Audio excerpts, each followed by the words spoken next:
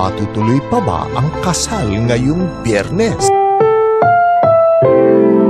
Ang programang ito ay rated SPG. Striktong patnubay at gabay ng magulang ang kailangan. Maaaring may masiselang tema, lengguwahe, karahasan, sexual, horror o droga na hindi angkop sa mga bata.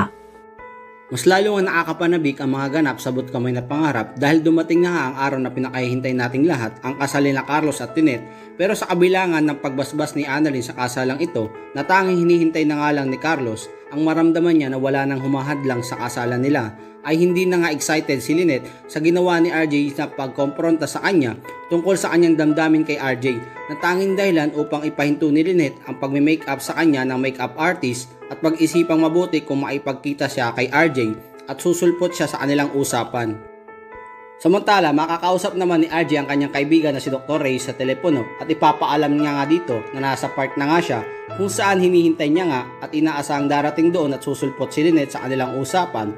Pero mag-aalala si Dr. Ray para kay RJ, hindi naman daw sila nakakasigurado kung talagang susulpot si Lynette at maipagkita ito kay RJ upang mapag-usapan nila ang kanilang future kasama si Annalyn. At dito na nga igigit ni RJ kay Ray na nararamdaman niya daw na mas matimbang ang pagmamahal ni Lynette para sa kanya kaysa kay Carlos, at sigurado siya ang pipiliin ni Lynette kaysa kay Carlos.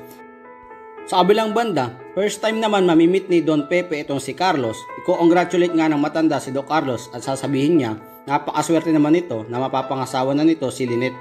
Pero ang kasiyahan ay mapapalitan ng pag-aalala dahil si Lynette ay hindi pa rin dumadating at hindi pa rin sumusulpot na magsisimula na nga ang seremonya. Malakas naman ang kutob ni Giselle na may kinalaman itong si Obeng sa hindi pagsulpot ni Lynette sa venue.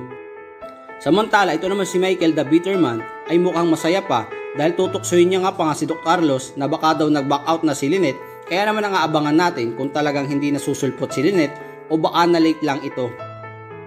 Kaya naman kung isa-aring naniniwalang hindi matutuloy ang kasal ni Carlos at Lynette, ay pa-like naman ang bidyong ito and don't forget to subscribe.